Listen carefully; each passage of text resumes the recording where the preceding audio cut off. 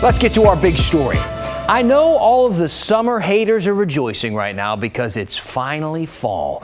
The leaves are changing color, the pumpkin spice flavored everything is everywhere, my green tie is on, and the weather is getting cooler. The last one is a big relief for a lot of people after the summer we just had, right? Back in June, more than 100 people in Oregon died from the extreme heat, and that got President Biden's attention. This week, he's launching a new government-wide strategy to battle extreme heat. But what exactly does that mean for us?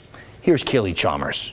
This past summer, the Pacific Northwest experienced a rare heat wave, also called a heat dome, that sent temperatures soaring and many in our vulnerable populations to emergency rooms. In Oregon, at least 115 people died from the extreme heat event, an event climate expert Erica Fleischman says will become more common. There have been projections that if emissions of greenhouse gases continue at current rates, an event like that is likely to occur every 5 to 10 years by the middle of the century. Fleischman is the director of the Oregon Climate Change Research Institute. She says climate change is making all types of weather more extreme, with one extreme event exacerbating another. Take, for example, the recent hurricanes in the South. The hurricane knocked out electricity, which meant that people did not have access to cooling. And so in the wake of the hurricane, they suffered from the heat. Extreme heat now ranks as the leading weather-related cause of death in the country, according to the National Weather Service. Having a national effort to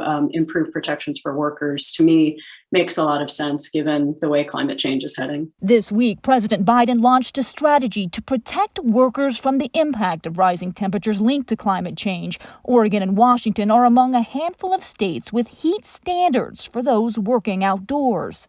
In fact, heat stress can be deadly. Oregon enacted a temporary order this summer requiring employers to take certain steps when the temperatures rise above 80 degrees. Those steps include providing adequate supply of water, ample shade that's available near the work site, and the additional steps include requirements that supervisors stay in communication with their workers. And when temperatures rise above 90 degrees, employers are required to give workers cool down or rest periods every couple of hours.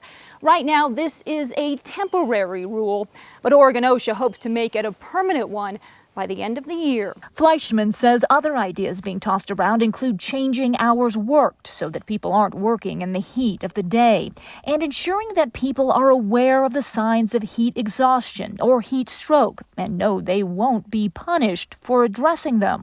And are able to take breaks and take care of their health and have protection so they're not penalized for perhaps a decrease in productivity, but needing to decrease that productivity in order to safeguard their health. Because safeguarding our health in a future of extreme weather is something we will all need to do. Keely Chalmers, KGW News.